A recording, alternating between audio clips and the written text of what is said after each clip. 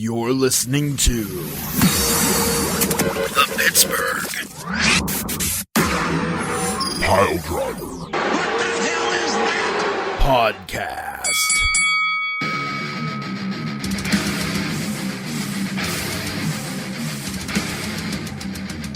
It's that time of year, everybody. It's time for the Pittsburgh Piledriver Podcast.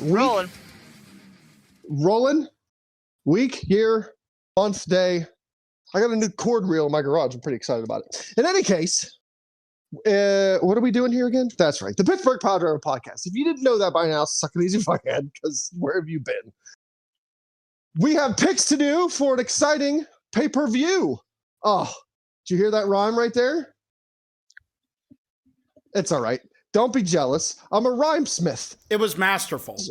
Thank you! So, let's go ahead and get down to it. We got picks for Forbidden Door. I anticipate this is going to go two ways. One way, Beef does extremely well. The second way, Ransom does not, because he has no idea what goes on in Japan. Other than sushi, I know nothing about the place. Nothing about the wrestling, nothing about the nothings. I got no idea. So I'm picking blind. And it really doesn't matter anyway, because I'm not going to win the title, because I'm a better advocate than I am champion. And I know that. I know my place. And I'm happy with it. I stay in my lane. I know what's best. And what's best is for me to be an advocate, except for Pat, because fuck him. So there you go. Tiger Bomb Tom is here. Poot the Bard is here. The Cruiserweight champion, Beef the Legend, is here. And I'm going to go ahead and put on the Dr. Ripoff pants. I'm going to take them off of Poot. I'm going to put them on to me. And I'm going to introduce myself. I am T.H. Ransom. Yeah! Yeah! Yeah! And look, Yeah! I know this is a picks episode, okay? And I don't know how far we're going to go into like a different episode. But just real quick, before we do picks, are we going to do any other talkies? Or is it just going to be picks? I want to know now. I figured we were could talk. What? I thought we were only doing. I thought we only had time for a picks episode. I'm confused. No one is on the same page. Nope. And I would like to know. To be fair, so that I don't go off into the weeds if we're just going to do a picks episode and be done. I want to be respectful, so I want you to tell me what we're doing, so I don't, trail off into. I figure we got about an hour, 1 hour. Picks it is. Well, we got picks, and then we got some talky. We got a little talky time. It's fluid. Things are fluid. This is a fluid evening. This is a wrestling fluid evening. What the hell? What? That sounded. A little bit came up. Ransom, you just released some ghosts on that one. Fuck. I'm the birther of a dragon. Yeah. I've been slimed. So we'll do picks first, and then afterwards, I have to yell some things into your ear because I feel like I need to do that. But before I do stupid, ranty, yelly, bullshitty, I'm going to go ahead and turn this over to the scribe among scribes, the man with the golden touch, the Midas Beef. Midas, huh? I've never gotten that one before, and I'll take it. I got real fucking confused because I opened up the fan standings, and there was stuff on there from WrestleMania, and I'm like, wait, that was Something different. What's going on? All right, so real quick, here we go. Here are your standings. At the top. Let me get it right here. Was there a pay-per-view since our last show? No. Oh. Double or Nothing was the last pay-per-view. I can't keep track. Was that? Who knows? Anyway, so here are our standings. Who knows? Jimmy of DHL has 98 points in the lead. Very respectable 98 points. With 91, it's Pat. At 86 is yours truly.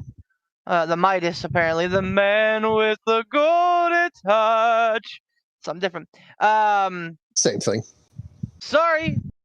I wedged myself in there. I was wrong. Dave actually has 87 points. and then comes me at 86, Oh. and then Amber at 86. And again, I ain't worried about her. She's probably gonna blow it on this show. In fact, I would hedge all the bets in the world that she blows it up from indoor. Oh. And then comes Tom at 78 with the gold dust touch. That's something different altogether. And in fact, yeah. Okay, that's a diddly touch.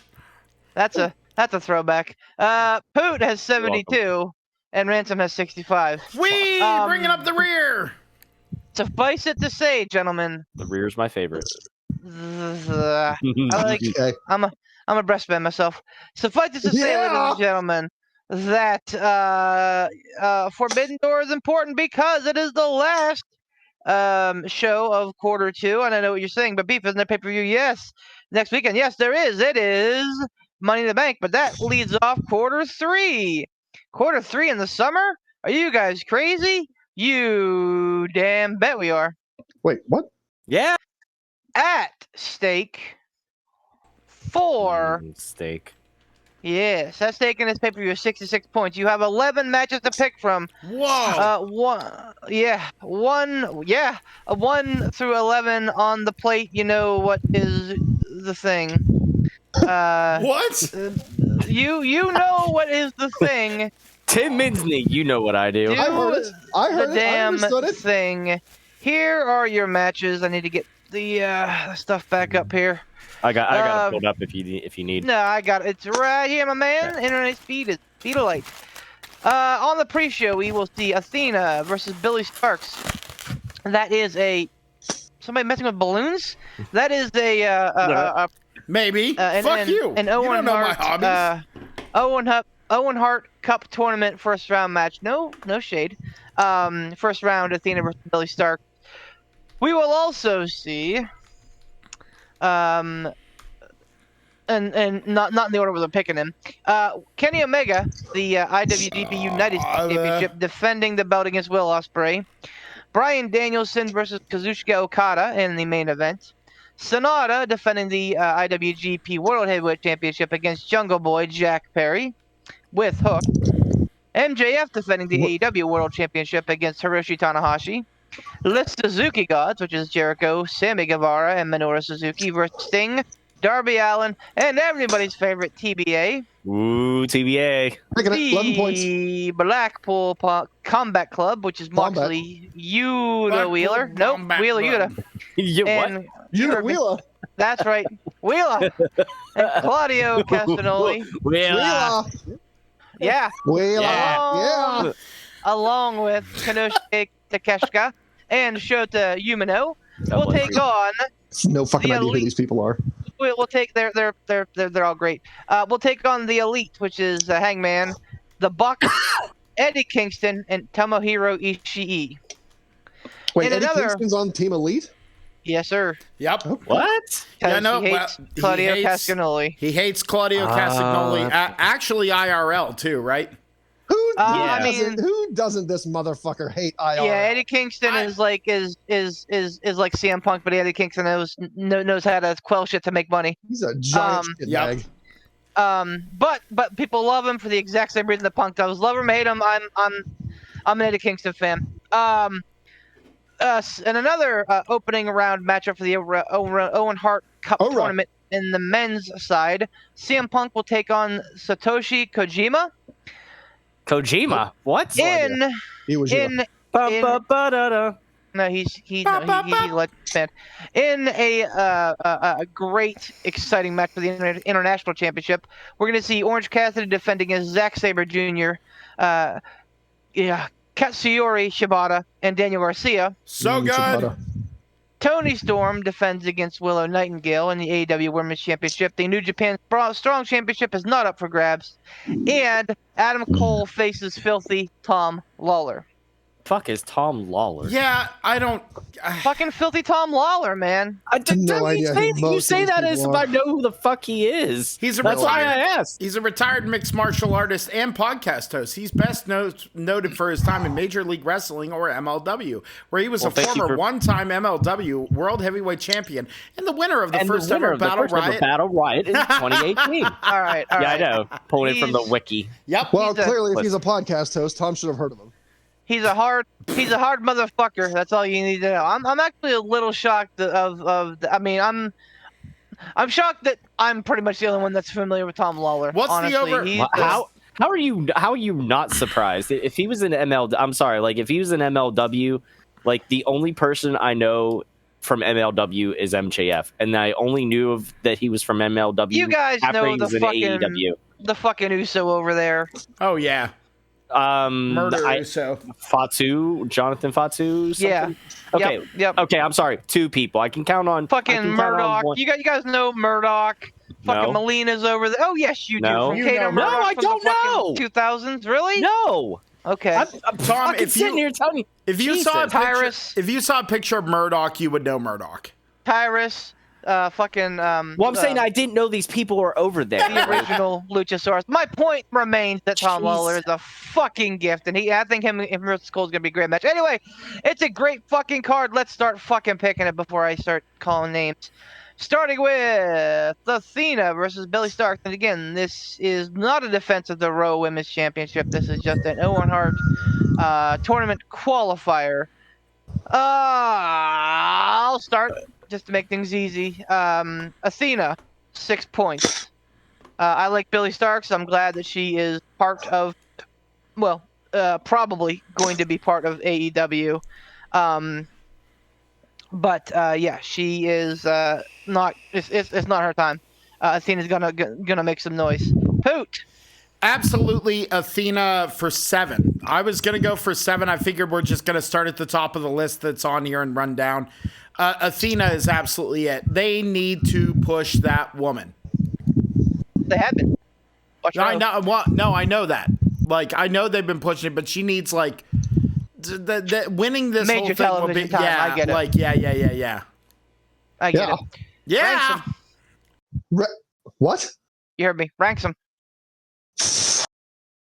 4 points, Athena. I don't fucking know. Tom. Athena for 5. There's no Q in her name. Okay.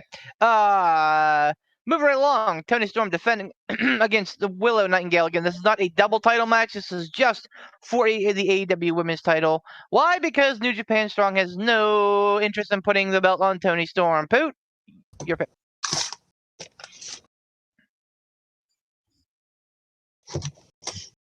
Bard.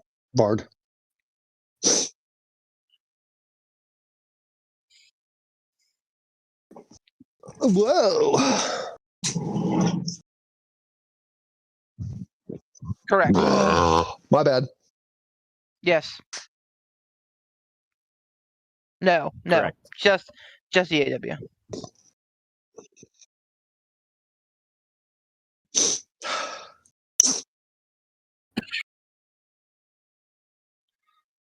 Ransom.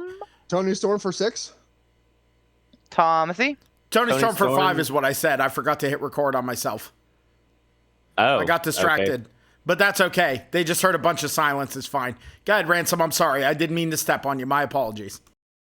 6. Storm 6. Storm. Barn. Lord. Got it. Okay, Toni Storm. My Easy. pick. Yeah. I almost spit my yeah. drink out, damn you. Well, damn it. Sorry. Okay. Toni Storm getting full 11. Full Wow. 11. Wow. Good job, Tom. Good on you. It's a bold pick. It's a good pick. I like Toni Storm here.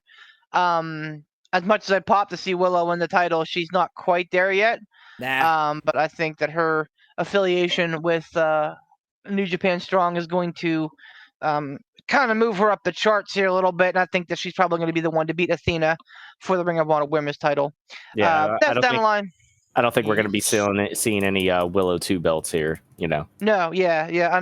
Unless Toni Storm gets hurt in the match and they have to call an audible, like with Mercedes, Jesus. which I hope is not the case because then Willow's going to get a bad rep.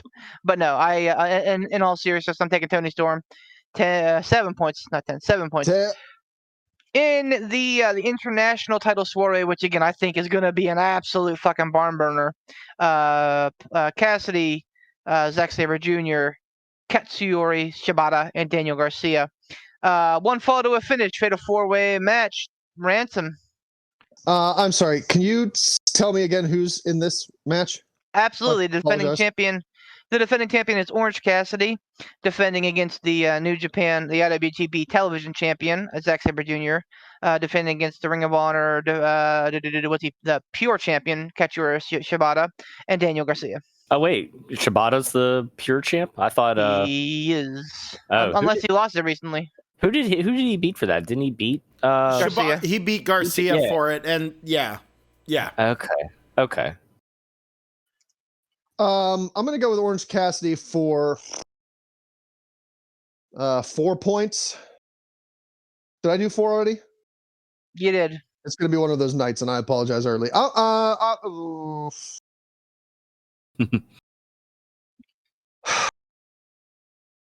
6. 6. Okay. Did I do 6? You have not. 6 points. Orange Cassidy. You have. I lied. I got distracted by my own thing. You. So far, you've made 2 picks, and they've been 4 and 6. Damn it. 5 points. 5 points. Orange Cassidy. Final answer ish, maybe. Okay. Tom, who you got? Oh fuck. Orange Cassidy for I don't know. 2 points. I don't know why that tickled me so. Oh Christ, 2 points. Yeah. Okay. Shit. Can I go back and make a change on my Storm number? I realized I left a number out here. Nope. Okay, that's fine. You did. I was gonna say you didn't. Well, you know what? Should we give him the latitude? He is the Cruiserweight champion. All right. Yes. All right, but Storm. this is setting a precedence. That's fair. That's All right. fair. No, That's one fair. and done. One and done only. Nope. That's fair. What? I don't care. Storm. Tony Storm was my 8-pointer. Sorry, things are cascading here. Fuck. All right. I forgot to put a match value on this one, so you are hearing things happen to me live. Okay. Oh, that's gonna be as good as it's gonna get, huh? All right. Well, here we go. Zack Sabre Jr. 4 points. I don't think that they're looking to rush the title off of Orange Cassidy, but I think that they are also going to want to put their best foot forward heading into All In Wembley. And Zack Sabre Jr. is the best British champion, or the best British wrestler in the face of the planet. And I will not be taking calls on this, but that is a fact. So, Zack Sabre Jr., 4 points. Poot? Oh man, I was looking at this and I was thinking, who better to take this belt off of Orange Cassidy than ZSJ? ZSJ is so fucking good, and I'll tell you what, I'll throw my 6-pointer at it. I'm gonna throw 6 points at ZSJ. Like it's poetic, and he is absolutely like chef's kiss of a wrestler. Just mwah. And again, I love Will Ospreay, but again, I think that Zack Sabre Jr. is a better wrestler than Will Ospreay. He's a better technician. We'll put it that way. How's that sound? That's fair. Plus, I think that this is going to be a very by the numbers pay-per-view. It's going to be exciting. It's going to be fun, but I don't think there's going to be a lot of surprises. Yeah. I think that this could be one that a lot of shock. Going to get exactly. Punk versus Satoshi Kojima. For those of you not familiar with Kojima, he is a Japanese legend. He's been around for a long time. He's wrestled for New Japan, dating back to the 90s. He was also in All Japan and fucking Ad Infinitum. Noah. He's been wrestling for them for a long time. Yeah, he is kind of a big deal. But he's also a guy that's never really kind of hit the upper echelon. So Yeah. that's kind of who Punk's up against. He's a good hand. He's a good hand. Yes, absolutely. And this is happening because Kenta fucking fears Punk. Hashtag that's the name of the fucking episode. Kenta fears Punk, because honestly, like, they were like, hey, Kenta, GTS Richie GTS, let's put a fucking pile of money in your pocket. And he wanted Punk to lose for him, which I guess I understand coming from that idea. But, like, you know, Punk's not going to get any value from losing to fucking Kenta. No. So, like, that particular result would not make sense to me. So Kenta walked away from it. Again, dumb, but, you know, they are. AEW is doing the best they can. I think that this is going to be a fine match. Is this a... No, this is a Tom pick. Tom? Punk for... hang on. Thinking. Numbers. You've used 511 too. Yeah, no, I have it written down. I'm just thinking my remaining ones. Yeah, I always have mine written down as we go. I'm just deciding the point value to put on it. Fuck. Let me think. 1, 2. Oh, no, there's 1, there's 3. I'll do. You know what? I'll do Punk for 6. All right. I'm taking CM Punk for 10. This is about as sure thing as you get. I would not be shocked if Punk won the whole Owen tournament.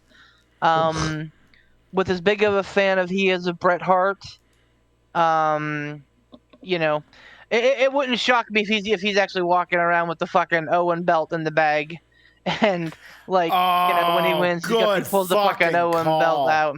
That wasn't a beef thought. I saw that somewhere, and I'm like, that's fucking brilliant. But yeah, I think Punk probably wins the Owen. He might lose in the finals, but regardless, he absolutely is winning this match. So yeah, Punk for 10. Poot? Oh, Punk for 11. This is my 11. Wow. Oh, yeah. Dude, to have Punk lose would be fucking silly.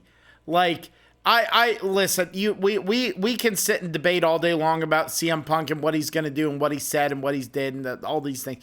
But it's fucking silly to have him lose. Let's be honest. Embarrassing. It's fucking embarrassing. So that's absolutely it. 100%. At least at this point. I think at this juncture, I was more surprised. yes.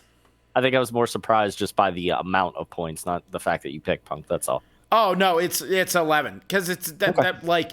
There's a lot of times where I go super weird with my picks and everything like that, but this is a sure fucking thing, man. Like the only thing that stops Punk from winning this match is Punk getting injured. 100%, and that's a reality. Let's be honest, that's a fucking reality. 100%. Is that the likelihood that Punk will get injured? No, not the likelihood that he's going to get injured, but the scenario. But I don't know. It's not far away from 100%. Anyway. Yeah, this in a 1v1. I'm not being snarky on Punk. I'm just saying, man. I will. Fuck him. Anyway, go on. That's my 11. Yeah, I'm gonna do 11 on Punk because this fucking jabroni just came back, and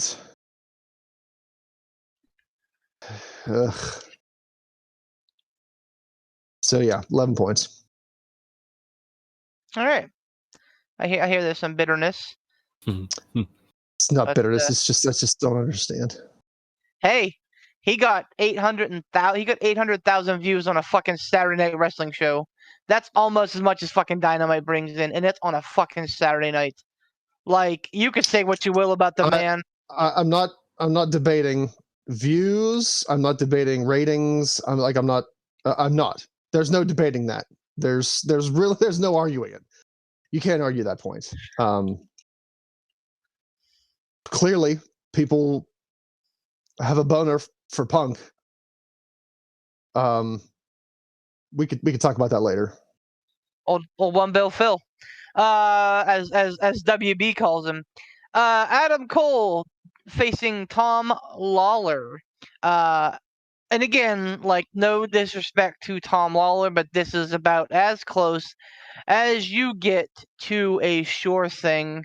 With the summer of Cole and MJF heating up, being that they were just selected as Battle Bowl partners, which I'm super fucking happy is back. By the way, it's a dumb name, but like it's a cool fucking concept, and I always like the strange bedfellow partners.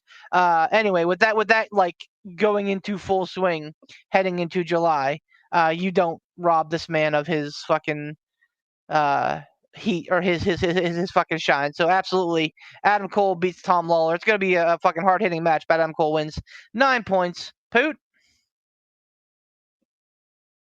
Absolutely, Adam Cole for 10 points. These are my two big daddies, baby. Adam Cole, 10 points. Gotta one up, yeah. Ransom? It's meaning to one up with you, but it's just like I decided my big points are going on the sure shit.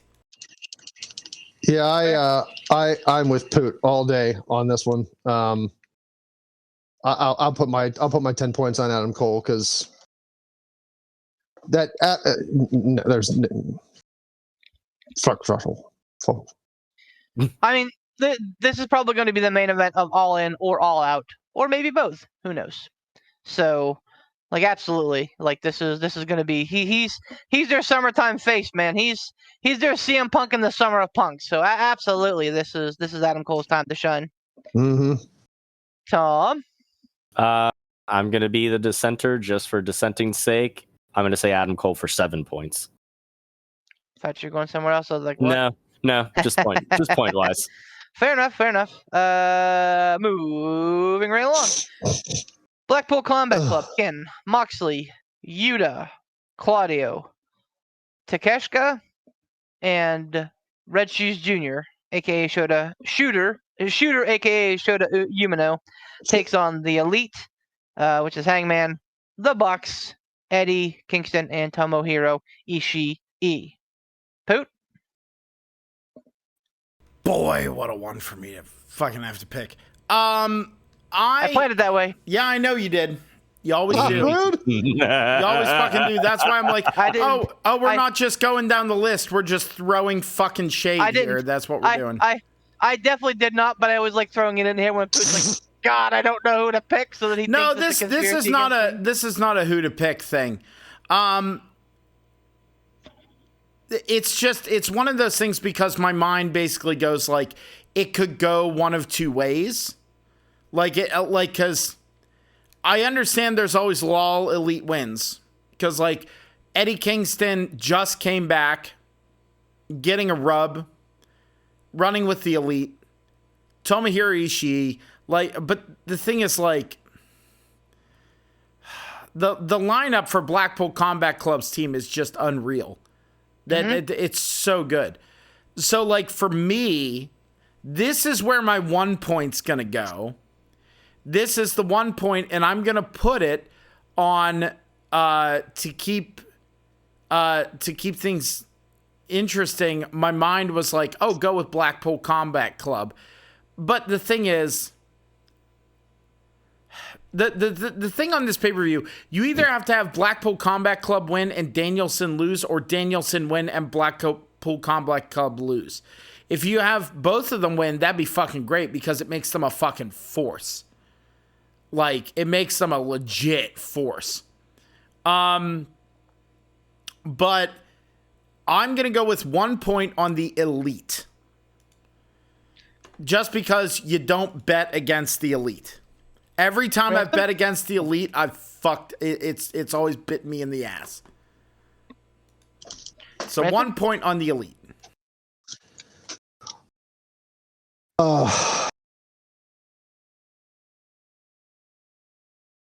Oh, yeah. This one's a really hard one. I'm with Poot on this one. I want the Blackpool Combat Club to win. Like I want them to take the night. Like I want them to win. I want Danielson to win because I think, like, as a stable, it makes sense. Heel Blackpool Combat Club is some of the best stuff This version of heel Daniel Bryan is probably the best heel Daniel Bryan I've seen. I liked the, like whole like wooden hemp title. The Planet's champion. Heel. Yeah, I like the Planet's champion Daniel Bryan. That was fun. I enjoyed that. I'm not taking anything away from that. But badass heel Daniel Bryan, like, I think that's something that WWE never got right. They had him doing the goofy, like, no shtick with Kane when they were heels, which turned him into a face because people fucking loved it. They had the Planet's champion Daniel Bryan, which again, it was super fun. I enjoyed it, but I've never seen a version of heel Daniel Bryan where he's just pure unadulterated badass.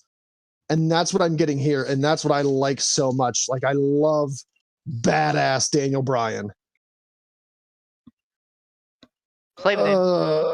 What? Slave name. I love badass Bryan Danielson.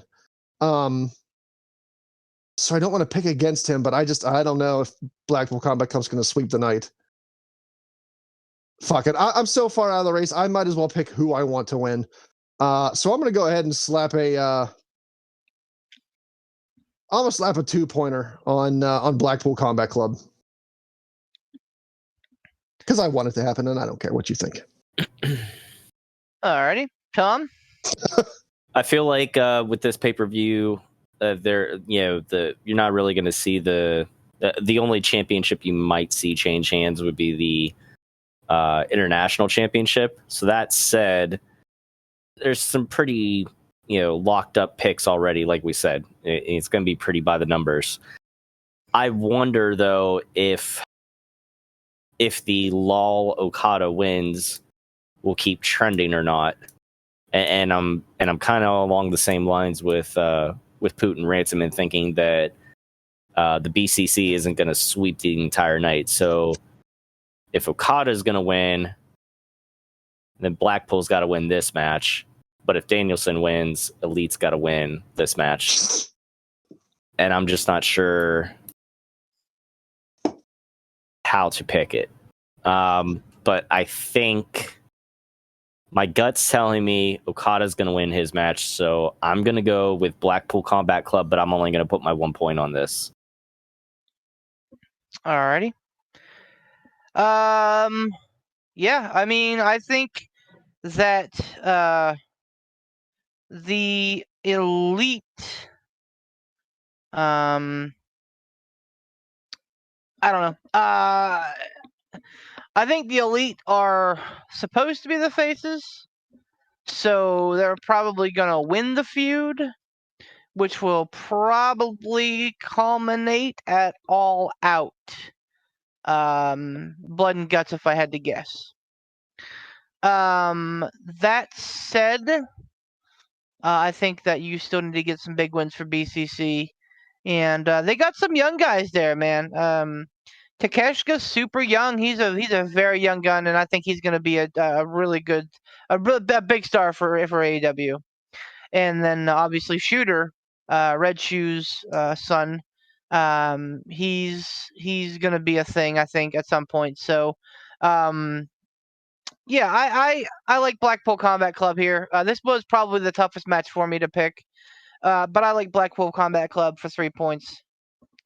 Les Suzuki Gods, which is again Jericho, Sammy Guevara, and the fucking murder grandpa himself, Minoru Suzuki, taking on Sting, Darby Allin, and TBA. I think last year we had a similar situation, and TBA ended up being Shingo. I don't know if he was announced before the card or not, but he ended up teaming with Sting and Darby last year. Yep. And Shingo is very absent from this year's card. But last year their partner was supposed to be Hiromu Takahashi. Yep.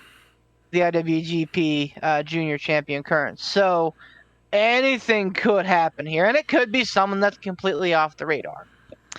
All that said, it is Ransom's pick.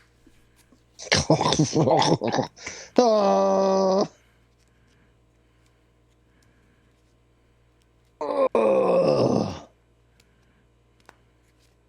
have no idea. Are Jericho and Sammy still having problems? I mean,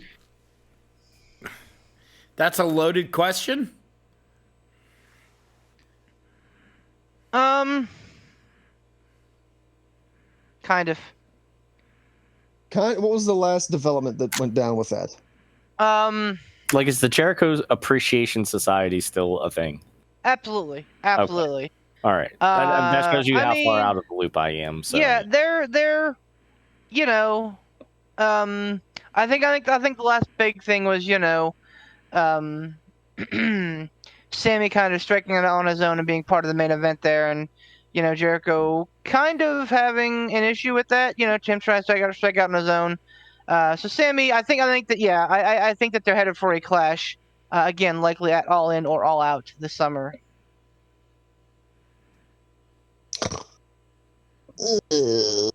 Okay, so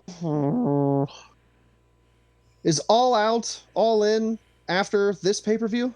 Yes.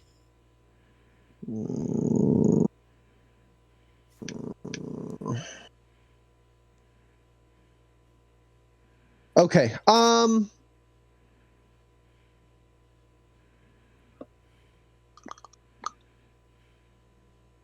gonna go with Sting, Team Sting, Darb, TB, TBD, TBD Sting, Darb, TB Darb Sting. I'm thinking if well, I don't know, because these aren't like WWE pay-per-views where it's like, oh, next month this shit happens. So there might still be a build-up between Sammy and Jericho, but I don't know. Maybe I'm kind of banking on Sammy and Jericho having a whoopsie-daisy here in this match, which begins the build-up to the feud, which maybe causes them to lose this match. I have no idea. That's my speculation. So I'm going to go with that for 3 points. Yep, you have a 3 here. Woo-hoo! Tom?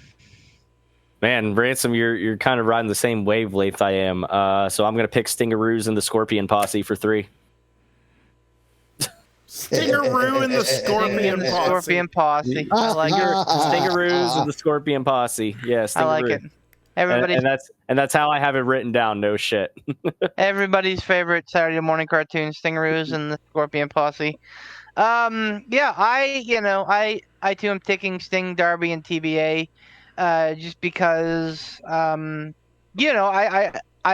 do predict that there are going to be some heels winning. Athena, Tony Storm. I think Zack Sabre Jr. could win. I think BCC wins. And I, as we kind of get into the crux of it here, I think that we see more heels win.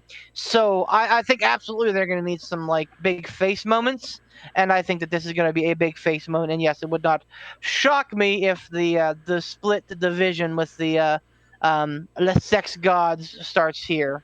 Well, comes to a head here. So yes, give me Sting, Darby, and TBA for 5 points. Would not shock me if the TBA is Hiromu at this point.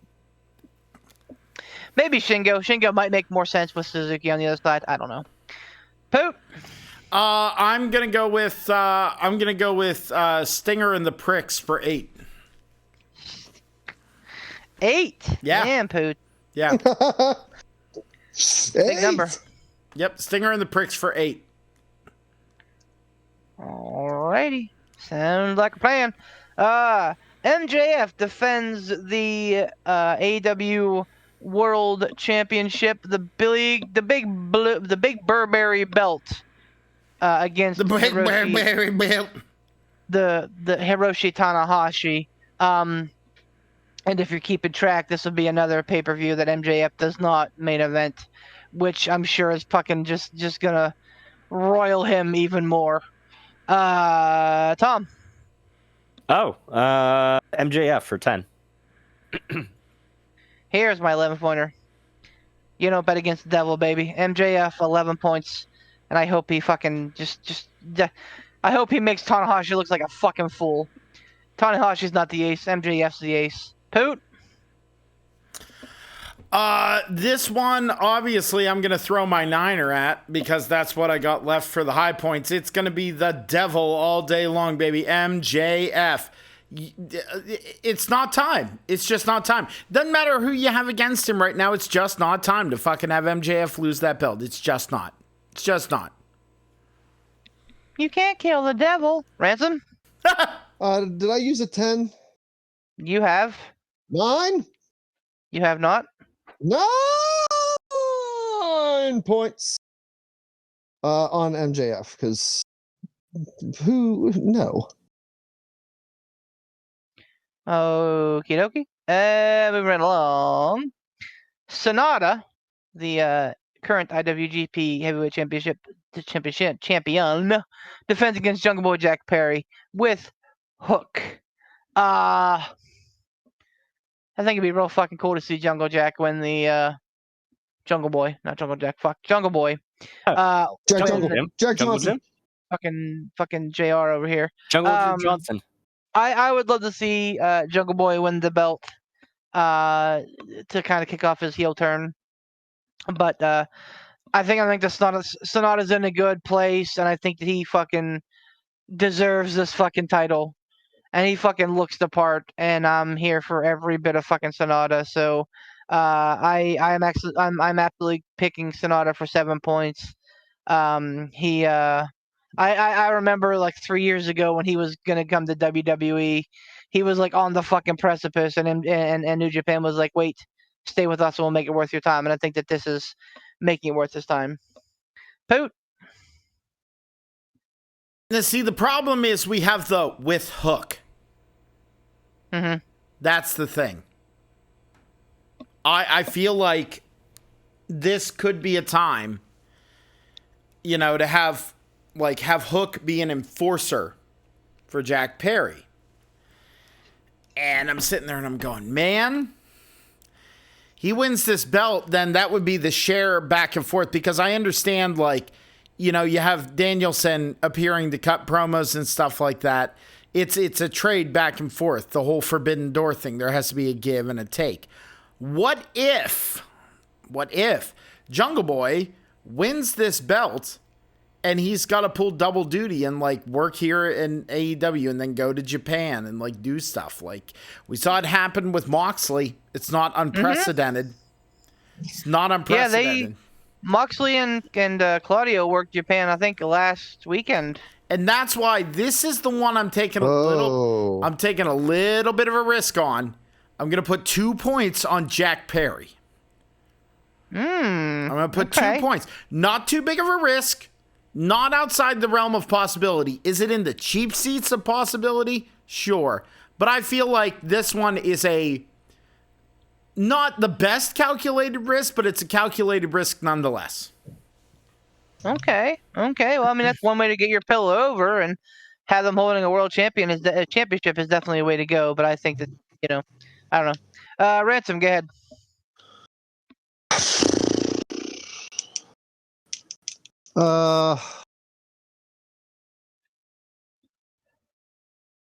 Sheesh and beesh. I don't know. I like Poot's thinking. I think that would get some. Oh, go ahead. I was going to say, if it helps you, Ransom, I feel like of any match on this, I feel like this is the one that you're going to get If I may, also to offset Poot's point, New Japan is the one that's they plan for shit months in advance, years in advance in some cases. So, I think that trying to alter course with Gato would be very difficult to do. He's the booker over in New Japan. So them having an AEW wrestler win a New Japan title that's not Jon Moxley or Kenny Omega, I don't think would fly. You don't think they had some eye-turning bets on Jack Perry? I don't think. I don't know, man. It's possible, but again, just the way that the IWGP title is encased in and enshrouded in like it's like prestige. I just feel like it's less likely for that to I think it's more likely for a New Japan wrestler to walk out with the AEW title than it is for an AEW wrestler to walk out with the IWGP Heavyweight title. Again, with the exception of anybody not named Moxley or Jericho or Omega. Huh. Well, shit. I don't fucking know now. Yeah, I don't know much about New Japan. Like, I don't know how their shit's protected and booked and anything like that. So I guess I'll err on the side of caution. I'll put 1 point on whoever the hell isn't Jungle Boy. Sonata. Yeah, that's it. Hyundai Sonata. Nope. Something different. Something different? Okay, my bad. It is. Tom? Sorry. I am going to put 90,210 points on the ghost of Luke Perry. I don't. In poor taste. I'm going to go ahead and pee on that one. Come on. 90210. Jesus Christ. Oh, I see what you did. Wow. Took you a minute. Jesus. Yeah, you had to fucking spell it out for me. I did. Fucking L.A. Knight. Yeah. 9 points. Sonata. Alrighty then. Then we get to the big boys. Not that I don't, again, I think that there's some heavy hitters on this card. In the front half, but I think that these two matches are, I mean, they were the two matches that were, sold to pay-per-view and, were the only ones announced for like a month. So, we will see in the main event Bryan Danielson against Kazuchika Okada in a first ever matchup. And it's Poot's turn again, isn't it? Oh wow! Oh, what do you know? Really? Oh, shock and fucking awe! Isn't that amazing? Oh, poor Poot. Oh. No, poor Poot me. He does this every time. Fuck him. Wow. Let me this against Poot. Poot, how are you second to last? I don't know. Fucking. Like I said, man, you're never getting your fucking deposit back on your apartment with your eyebrows punching through your fucking ceiling. Poot, I swear to God, I don't plan this, but Get fucked. Man, do I take pleasure in just the happenstance that befalls this. This is just wonderful. There's no goddamn happenstance. Sorry. You put points on your fucking bullshit. There's no happenstance to any of this. I know how darn happenstance up on her. That being said, I mean, it's so easy. It's so easy to just say Lala Okada wins. Lala Okada wins. My thing here is, if BCC is going to take the loss, with Moxley and Umino and everything, like if they're going to take the loss, and I understand it, you'd be thinking, why wouldn't Blackpool Combat Club take the win and then Bryan Danielson take the loss? I even sat here and considered the possibility that it goes to a time limit draw. Ooh. Oh shit! I considered that. I never think about that. I did, because I thought about the caliber of these two men and the fact that this is arguably a dream match. Because is Okada the greatest wrestler in the world? Absolutely not. However, whenever he works with the greatest wrestler in the world, which I know he's not working with Speedball Mike Bailey, but which I have a fun story about him, by the way. But anyway, I thought about every angle, and the points that I have left, I'm going to take 3 points. And against my better judgment, I'm going to put 3 points on Danielson. Because I think if you are going to have Blackpool Combat Club lose, their leader has to fucking win. Because Danielson's got to stand strong. Danielson has to be the one that he has to be the heel that makes good fucking points. He has to be the heel that leads the group, that stands strong. And I understand more than likely after Sunday, we're going to be going Lalo Okada wins. But you know what? I like a world where shit is interesting. And I think 3 points on Danielson, that's 3 points I don't mind risking. So I'm going to go 3 points on Brian, the American Dragon, Danielson. My contention is that you think that Danielson's the leader of the Blackpool Combat Club. Yeah. I think Who that's is? an odd choice. I think it's Moxley. Absolutely. Oh, I always forget that he's in there. Damn it. Until Danielson's held Boot. until Danielson is held the platinum gold, I don't think that he's going to be the leader. That's just me. Anyway, Ransom. I apologize in advance, Beef. How many points do I have left? Which ones? You have 8. Fuck. And 8. 7. Fuck. Well, Oh, Jesus. I'd call that being in a pickle. That's a little kick in the pants. We got a Whoopsie fucking daisy. situation. We got a fucking situation. Sure do. Oh, dearie me. Oh boy. I'm gonna So I'll use my 7-pointer here. Oh, boy. Oh. I'm gonna go ahead and do the weirdo thing, and I'm gonna put 7 points on a time limit draw. Ooh. Tom? Did you say that this is for sure the main event? Sorry, what, Tom? Did you say this is for sure the main event? That's what I think they announced on Dynamite last night. I don't watch Dynamite with sound, but I believe that this is, in fact, the main event of the evening. Fuck, they're not gonna have a time limit draw on the main event. That's why I asked. Okay, I will talk about that with my pick, but I'll preface it by saying don't be so sure. Oh.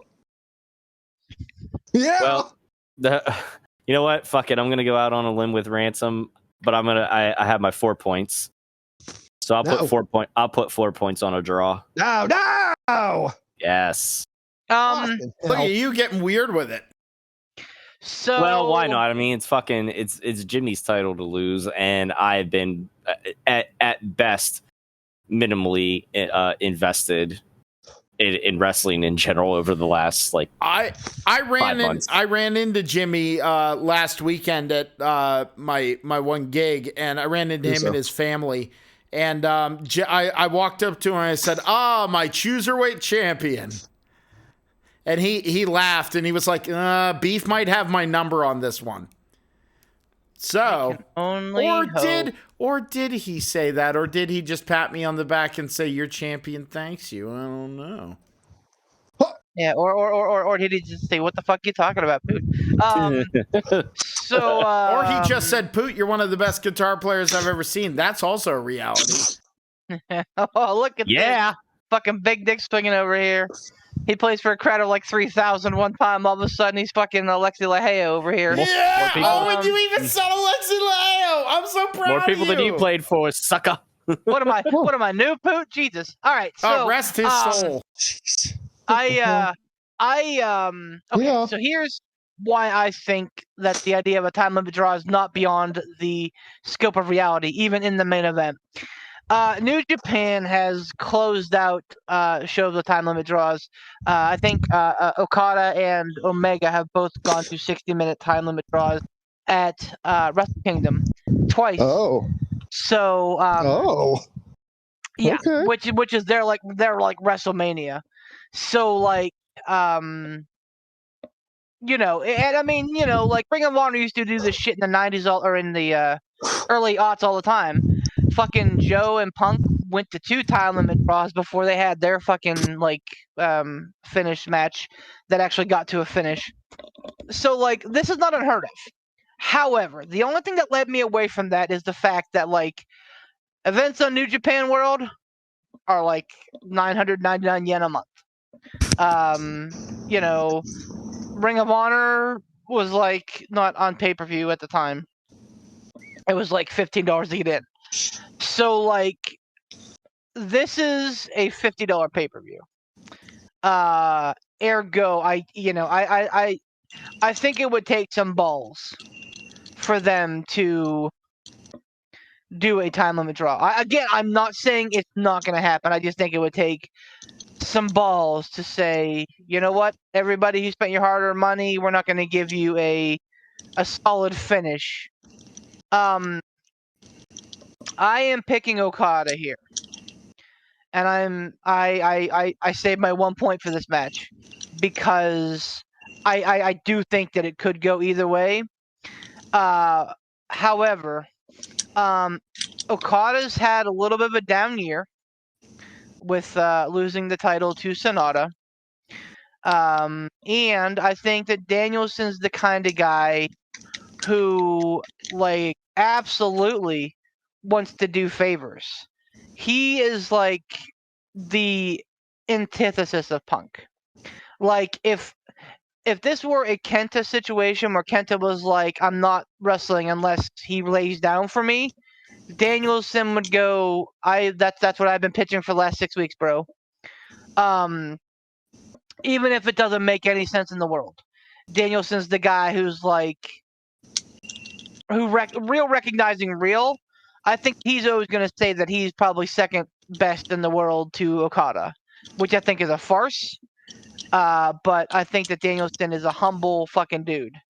And in real life, not his character, obviously, but like in real life. So like I think that he probably pitched this match saying, I want to do the favors for Okada. Whether or not that has, bearing on Okada wrestling on Forbidden Door or not is, notwithstanding. I just think that he probably went to them and said, let me do this. Let me face Okada and I will lose. And, and again, as Kazuchika Okada is regarded largely as one of the best wrestlers in the world by everybody but me on planet Earth, I will begrudgingly accept that Lee Danielson losing to him doesn't hurt at all. At all. And vice versa. Okada losing to Danielson doesn't hurt him at all. I think that in this particular climate, with what Okada's been through this year and with what, and how Danielson is, I think that this is the way that's going to go. So I'm picking Okada for 1 point. Unfortunately, LOL, Okada wins. Finally, wrapping us up, we have Kenny Omega defending the United States title against Will Ospreay. Their first match was a fucking banger, and it didn't even go 60 minutes. I think it went like 42 or 45 minutes. It was not the longest match in the world, but it was still, it fucking went, man. It fucking went hard. I anticipate this being the second in the series, and I anticipate it being the trifecta, the rubber match, if you will, happening at All In. Again, Ospreay's backyard. Ergo, it is Ransom's choice, and he gets to pick now for his 8-pointer. Who won the first one? Kenny Omega.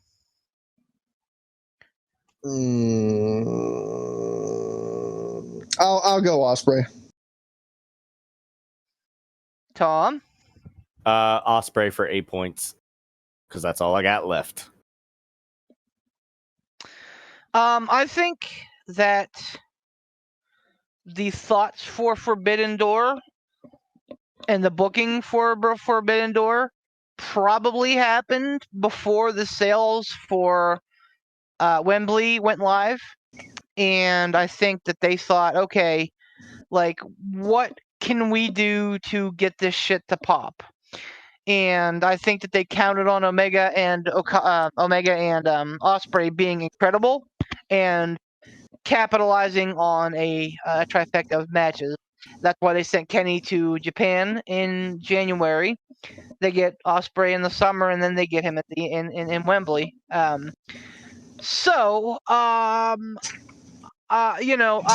think that they probably booked this with the idea of like, hey, let's put some British people in high positions. I think had Jamie Hayter not been hurt, I think that she would still be champion. As it is, I think that she returns and faces Toni Storm at All In, and she has the crowning moment in front of her home friends and family. I think that that's why they're making a little bit of a push for ZSJ to be involved, and I think that that Will Ospreay, the aerial assassin, is going to make a strong impression here, and I think that he beats Kenny Omega for the IWGP United States Championship, and I have 2 points to put on it, and I am doing so. Poot, wrap us up with the pick. Oh, to me, I'm like, it makes perfect sense to have Ospreay win here. I think it makes perfect sense to have Ospreay, and I'm going to put 4 points on it.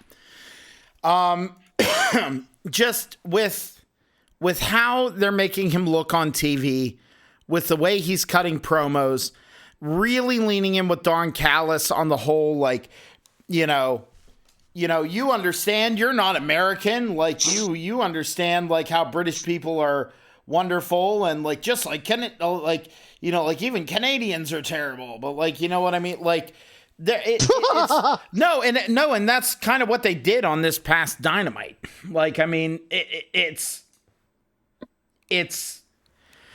just makes sense to have Ospreay, returning and doing the thing, and like it just does. Like, I just think Ospreay winning would be very good, and then like Beef said, leading to the third match, then we'll cross that bridge when we come to it.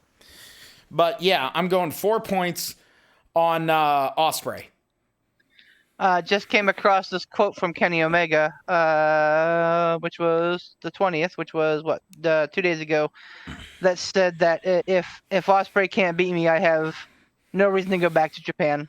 So if Ospreay can't beat me, they may just lose their United States Championship over here. Yep. So that's little bit of a heat booking there, but yeah, that's that. And yeah, boys. Yes, boys. Yes, boys. Yeah. Scissor me, Daddy. And like Beef. I said, I'm going on vacation. I'm going to Mexico, and our plane leaves at 8 a.m., which means that we're getting up at 4 a.m. to be at the airport by 5:30 a.m. because, by God, I am not missing another fucking flight. Ergo, because AEW, for whatever fucking reason, has decided to put pay-per-views back on Sunday nights, now I will not be able to view Forbidden Door until I return to the States.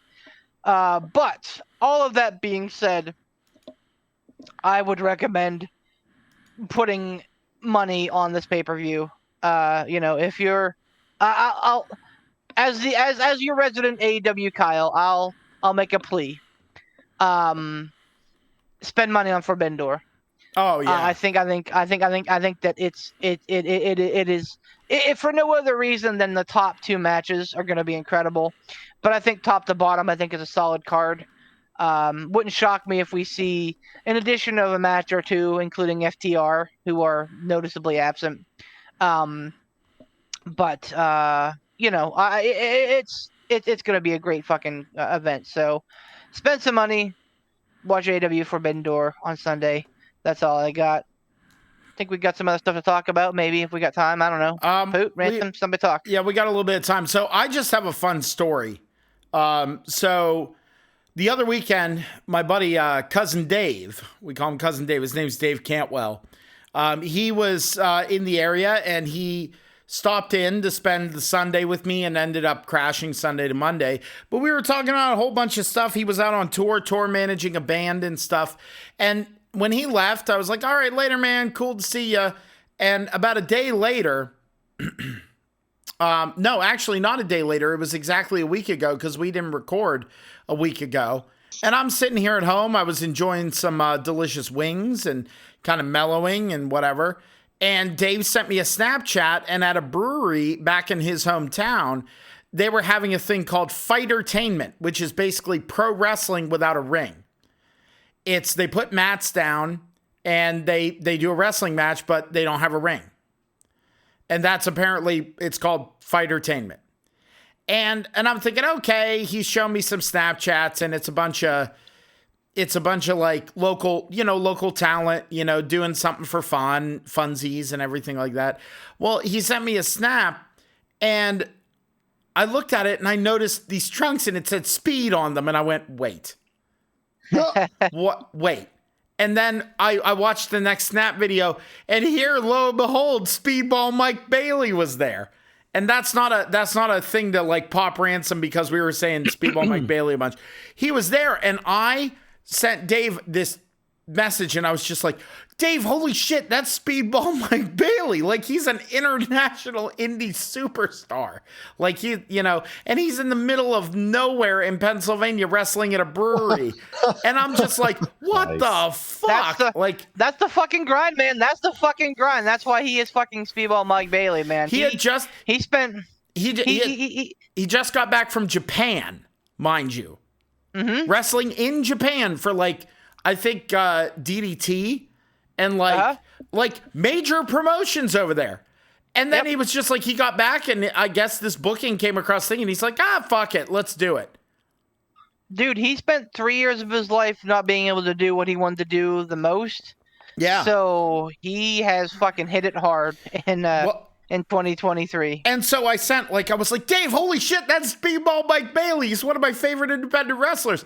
The next series of Snapchats was Dave with Speedball Mike Bailey. And he goes, what? And Mike Bailey goes, Chuck, why the fuck are you watching this on Snapchat with cousin Dave? And Dave goes, yeah, Chuck, what the fuck are you doing? And Speedball goes, you should go on over to twitch.tv/SpeedballBailey and watch the fucking stream. And he's just he's like, you do Twitch? He goes, what's his Twitch? And he looks at Dave goes, it's twitch.tv/PootTheBard. And he looks and he goes all right, well, you do Twitch. Go watch the thing and give me a follow. And immediately I dropped what I was doing. That's amazing. Pacing around my fucking apartment like a panther, just on top of the world. That's awesome. Speedball Mike Bailey was making fun of me for Snapchatting my buddy. And that's incredible. Awesome. Yeah, and hey. Sorry, go ahead. No, go ahead, finish up there. But that was it. And I watched the rest of the event, and I'm thinking, it was Joey Janela was also there.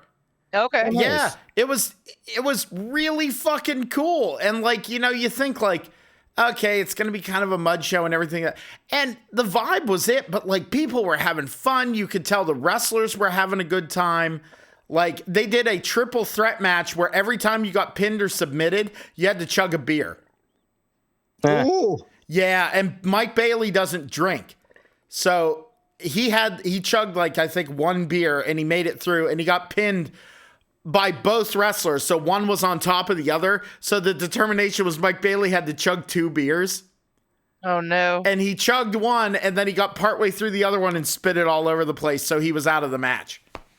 It was so fucking good. It was really entertaining.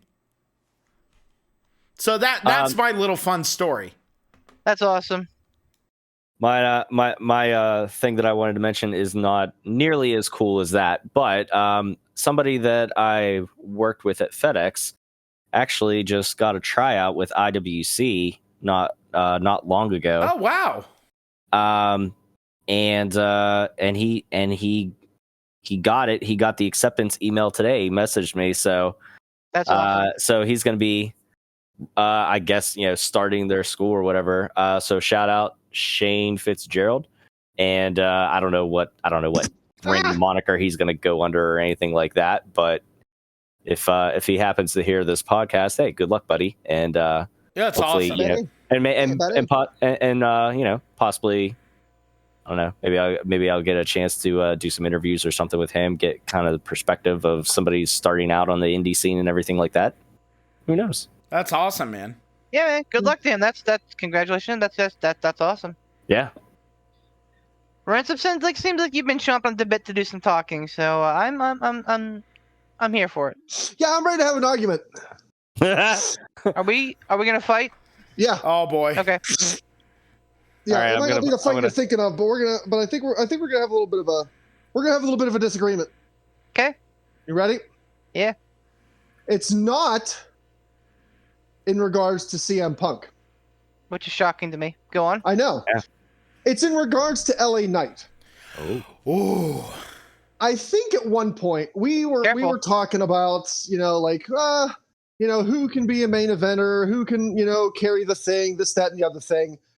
And it was brought up that, like, okay, LA Knight's good. He's good and all. But, is he a main eventer?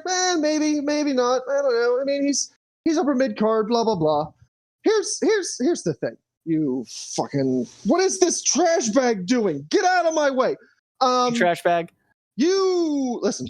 Told you, boy. I watched the promo. I think it was from Monday. Maybe it was from Friday. I don't know. It was from one of those two.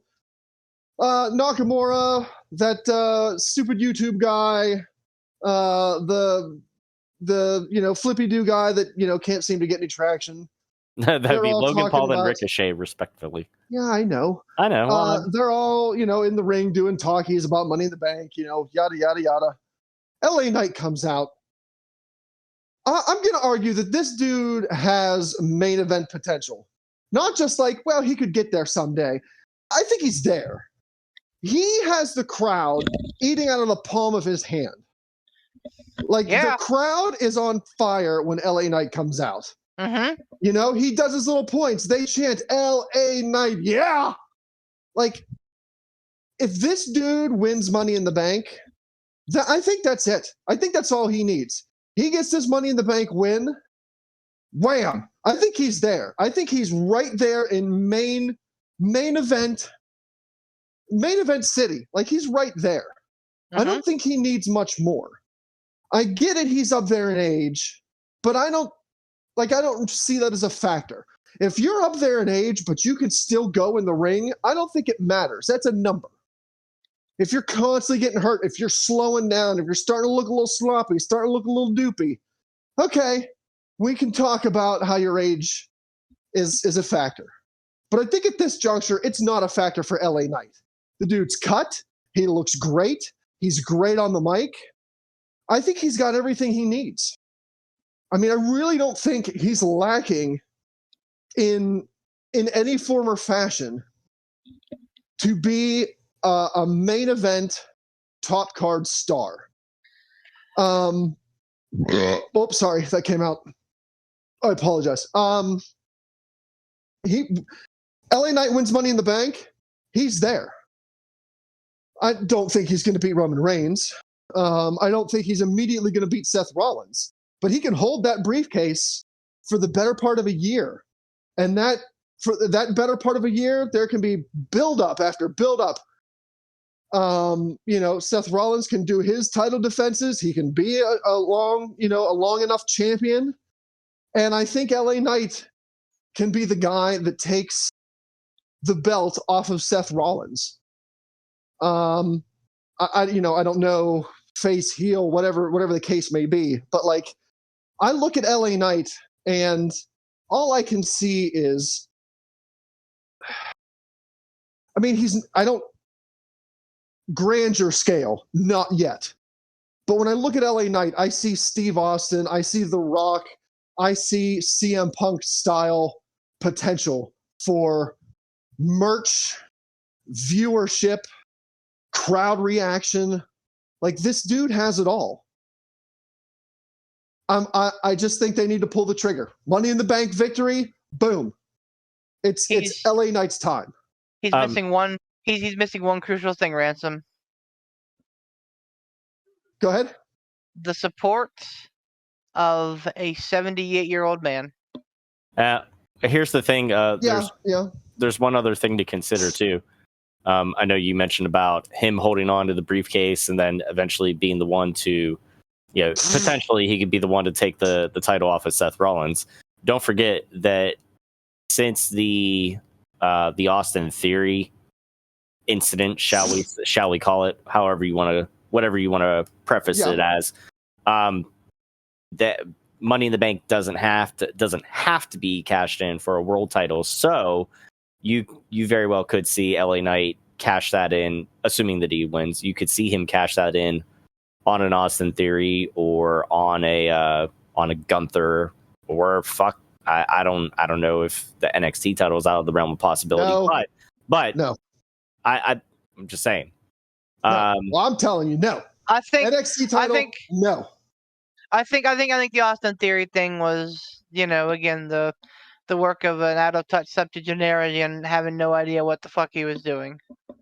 I'd be fine if LA Knight wins the Money in the Bank and he's the one that dethrones Gunther, because that gives LA Knight the ability to have that Intercontinental title, run with it, prove that he can do it, and then bump up to the big time, the big card, main event title. That also in turn go ahead. That also in turn gives Gunther the opportunity to, he's lost the Intercontinental title belt. He had it for a long time. He doesn't need it anymore. He moves on to bigger and better things. It's LA Knight's time to be the top of the mid card, the workhorse with the Intercontinental title, and that moves Gunther up into a world heavyweight title picture. They're going to miss out on an opportunity with LA Knight. This isn't a guy that's a flash in the pan. This is a guy you need to pull the trigger on. You need to pull the trigger on him now. He's hot with the crowd. The crowd loves him. Don't let him get stale. Don't mire him in mid-card nowhere, giving him storylines that nobody gives a shit about. Don't do that. Put him where he needs to be. Give him the opportunity to have lots of eyes. Give him the opportunity to beat impressive opponents and have good matches. Now's the time to pull the trigger on LA Knight. Yeah, you're not wrong. I'm just saying there's other possibilities just besides if they continue to go through with the idea that Money in the Bank can be cashed in for any title opportunity, not just a world title opportunity. I think that rationale is dumb. I'm sorry. I'm not saying that's what I want to happen. I'm just saying I don't know if that's what they're going to go with or not. I hear you. It's just like, oh hey, like I have a chance to cash in on any belt. I'm going to pick the Intercontinental title. I get it.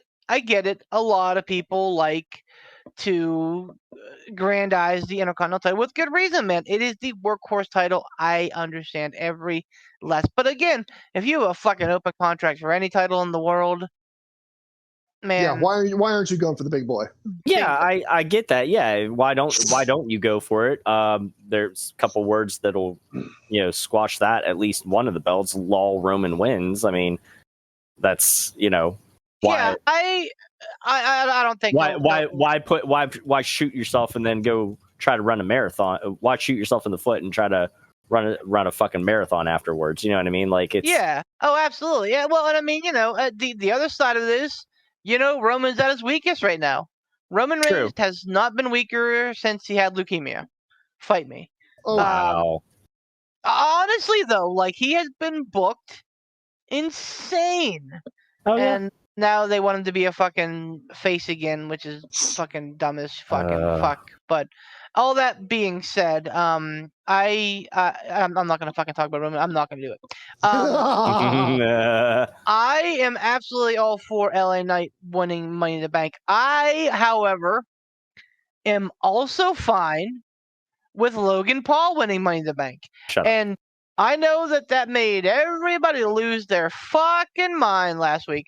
Oh, Logan Paul gets in whenever he doesn't have to have a play-in match. He just gets in. Oh, if Logan Paul wins Money in the Bank, it'll be the worst thing. No, bullshit, it will. You know why? If Logan Paul wins Money in the Bank. Like, yes, I get it. We all want LA Knight. I think everybody in the fucking world wants. I think fucking Logan Paul wants LA Knight to win Money in the Bank. But with Logan Paul holding Money in the Bank, it is literally a wild card. Because you never know when Logan Paul is going to show up and when he's not. LA Knight is on Raw and SmackDown every week. Theoretically, it should be only SmackDown every week, but we are where we are right now because of Money in the Bank. If he gets the Money in the Bank briefcase, he could be on both shows, in theory, every week. Logan Paul comes for a month, gone for 6. Who knows? So honestly, yeah, man, I feel like that would be a good second place. But honestly, like if I look at this card right now, and in an all too early kind of pick, I guess. You know, you look at the names involved in the Money in the Bank. First of all, I'm glad that it's 7 people and not like 12. But you got Ricochet, you know, a guy who's busted his ass to get where he is. Nakamura, who absolutely could use to get back on top of the fucking, you know, the mountain. LA Knight, what we've been talking about the last 10 minutes. Santos Escobar, a young dude who is absolutely just looking for a way to break through. Butch, again, a guy, first of all, a homegrown talent from, you know, the UK, who is absolutely, again, looking for a way to get into the back to his former glory. Damian Priest, again, a guy who I think is set for main event. And then, you know, again, Logan Paul, who I think is going to, you know, can bring a lot of eyes to your product. There's not a wrong answer in this group of guys. No, you're absolutely right. There isn't a wrong answer here. The women's title, absolutely. Like, or the women's Money in the Bank, absolutely. Like, if Becky Lynch, Bayley, or Trish Stratus win this fucking briefcase, it's fucking stupid and I hate it.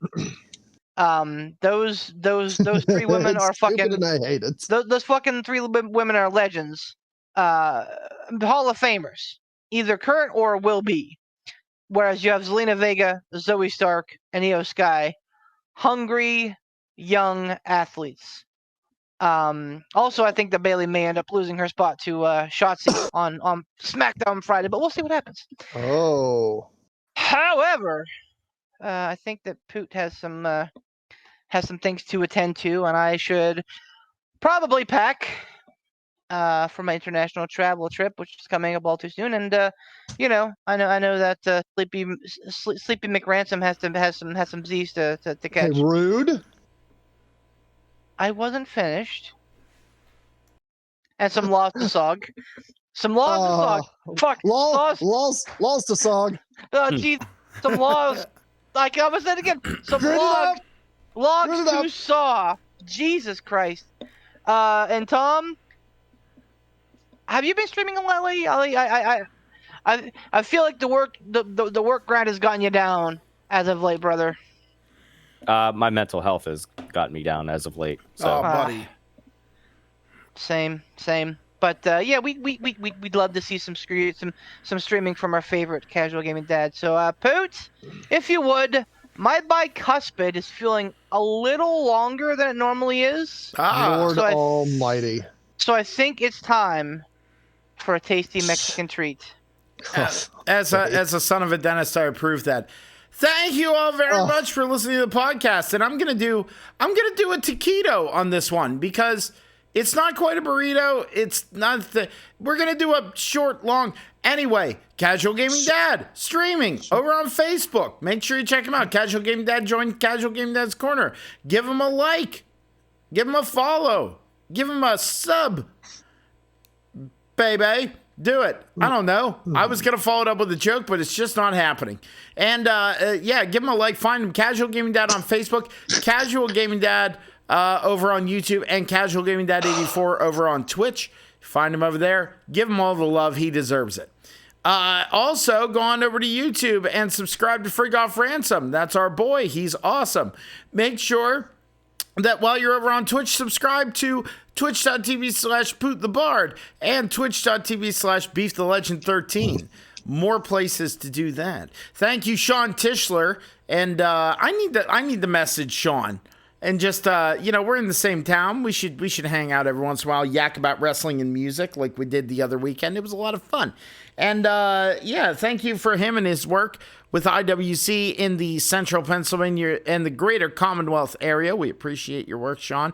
And of course, I'd be remiss if I didn't mention where you can get some Casual Gaming Dad merch and also your very own Pittsburgh Pile Driver Podcast t-shirt. That's over on Gould. That's gouldgaming.com. And search on Casual Gaming Dad. You find it over there. Yeah, you do it. For myself, the Barbarian Poot the Bard, baby. For the Madman Ransom. And over there, Freak Off Ransom himself. For Tiger. Burkut. Bomb Tom. And, of course, our Cruiserweight champion, Mr. Beef the Legend. Thanks, everybody. Bye. Yeah.